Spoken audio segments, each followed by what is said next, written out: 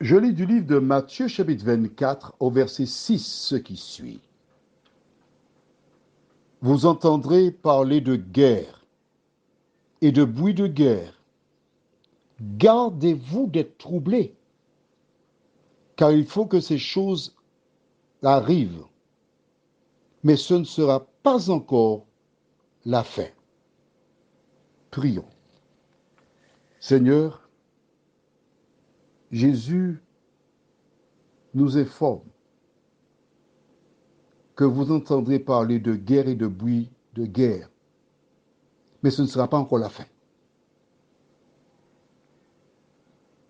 Ce que nous retenons, Seigneur, c'est gardez-vous d'être troublés. Tandis que nous allons approfondir cela, nous te remercions, Seigneur, de nous éclairer. Que ton esprit nous dirige et que nous retenions l'essentiel, nous t'en prions, au nom de Jésus pour ta gloire éternelle. Amen. Voilà donc Jésus qui parle de guerre, oui. Mais depuis que le monde est monde, les guerres ont toujours existé. D'accord. Il dit bien, mais ce ne sera pas encore la fin. Mais alors, pourquoi en parler? De quelle guerre s'agit-il? Rappelle-toi, quand tu lis l'Ancien Testament, nous avons des récits de guerre entre les enfants d'Israël et les Philistins, avec les Madianites, avec un tel, entre eux-mêmes, le royaume de Juda contre Israël. Les guerres ont toujours existé. Mais pourquoi Jésus parle-t-il de guerre en réponse à la question qui a été faite au verset 3?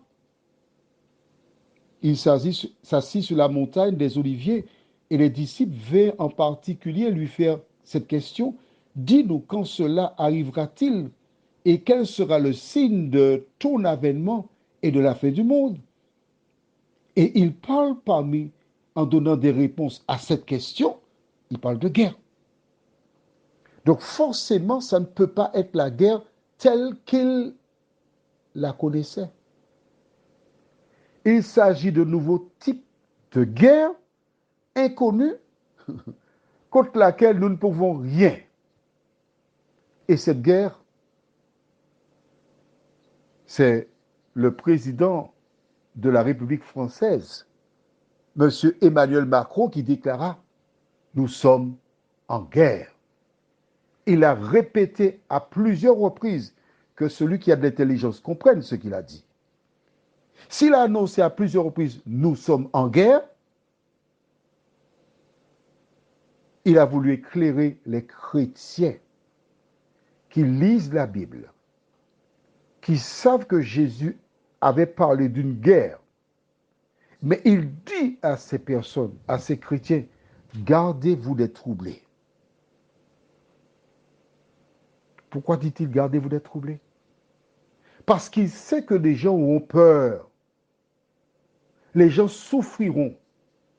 N'est-ce pas ce qui se vit depuis décembre? Aujourd'hui, je suis le 15 avril à 11h04. Je te rappelle, à cause du confinement, grâce au confinement, chaque jour, j'enregistre les WhatsApp pour 2 mois en un jour, de 2h du matin à 18h. Et là, je suis en plein confinement. Grâce au confinement, j'ai enregistré tous les WhatsApp pour l'année 2021. Et là, des gens ont peur. Des gens sont masqués. Nous lisons, je reçois chaque jour de WhatsApp où on explique toute espèce de théorie. Mais parce que j'ai lu Matthieu 24, au verset 6, Jésus m'a dit, garde-toi d'être troublé. Je ne suis pas troublé. Prions. Notre Seigneur, notre Dieu, qu'est-ce que c'est agréable de lire ta parole. Qu'est-ce qu'il est agréable d'entendre ta voix nous parler. Tandis que des personnes, des petits commerçants, se sont donné la mort parce qu'ils n'avaient pas les moyens. surendettés, pris à la gorge.